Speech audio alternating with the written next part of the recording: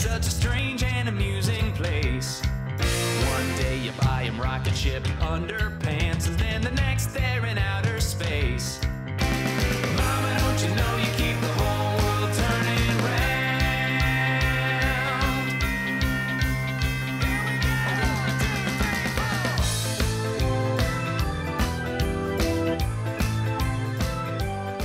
Having a baby is one of the most amazing experiences of your life. True, but it can be one of the most expensive experiences of your life. And I know that wasn't really anything I was thinking about when I first had my babies. No, neither was I, but that's why we want to help moms feel prepared for the future financially.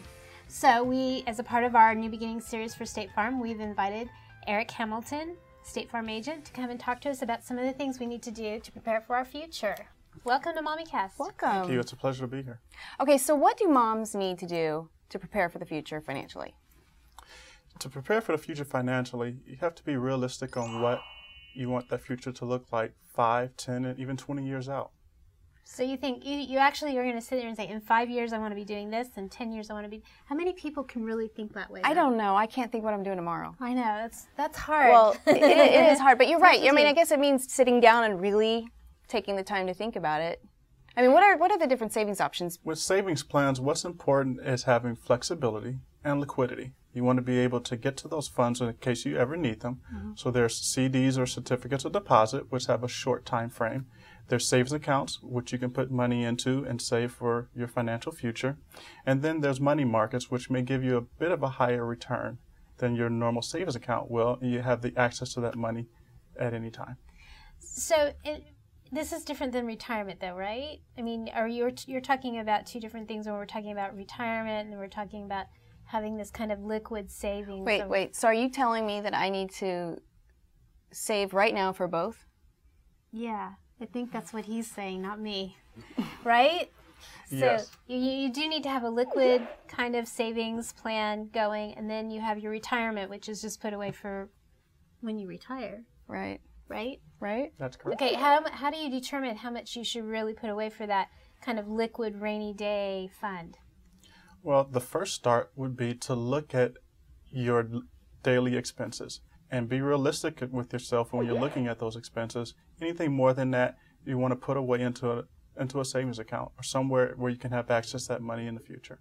So say I'm new and coming into your office and I want to sit down with you and I want to discuss my options. What are some of the things that you would say to me, and how would you lead me through this?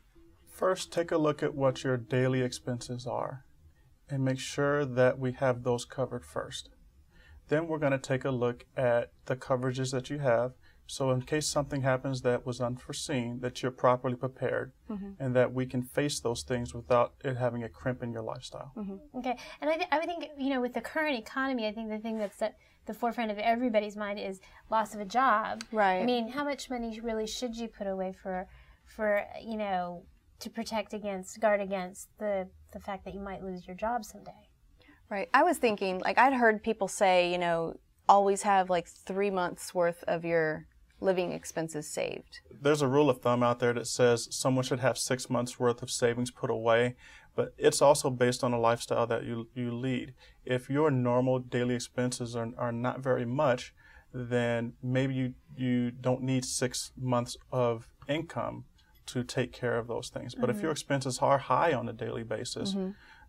Then maybe you do want to put away 6, maybe even 9 months worth of income away. Wow, I was proud that we had 3. Yeah. We got to get working. So we've talked about how it's important to save and it's important to have insurance, but they kind of overlap sometimes. So I'm just wondering why it's important to have both. One of the things I like to make sure I talk about with my clients is that we are protecting that investment by having insurance there in the first place. So as you're putting money away into savings, that money's not there for those catastrophic incidents. It's when you have that catastrophic incident, the risk is moved from your money over to your insurance company's money. That way, we're going to assume the most of that risk. Mm-hmm. So the idea is to have a deductible that you can afford, mm-hmm. so that you can take care of your deductible and have your insurance carrier take care of everything else after that. I think it's a good point when you're saying that having insurance actually protects that liquid nest egg that you have put away. Right. Because if you don't have the insurance, then that liquid nest egg is the first Gone. thing that's gone Right. when there's some sort of catastrophic issue. Right. Got it. So that's a very good point. Very good point. Yeah. If you ruin a car, as an example, you don't want to use your savings to have to buy a new car. You want to use just a little bit of your money and have your insurance carrier take care of everything else after that, so that you can have your lifestyle replaced to where it was before that accident occurred. I tell my kids whenever we play the game of life, and they give you that square to buy your insurance, I'm like, buy it, buy all y'all need to buy your insurance, because inevitably if they don't, they get in the car crash a couple squares later, and Yeah. it's a good experience. So we start small, because I feel like I'm trying to eat an elephant, and I need to start with one bite. So you're telling me start with just the savings of the 3 months, right? 3 months of living expenses would be a good start to focus on, correct? Starting with 3 months or 6 months worth of savings You put just away. jump straight to 6 months for me? Okay, we'll do that.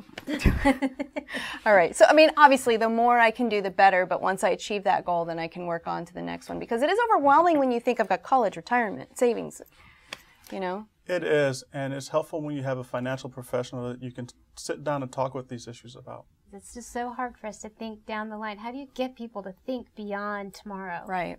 Or today, even. Yeah. Which is me. Well, thank you. This has been great. I appreciate all of your input. Yes. So for more information on saving for your future, check out our website. MommyCast.com.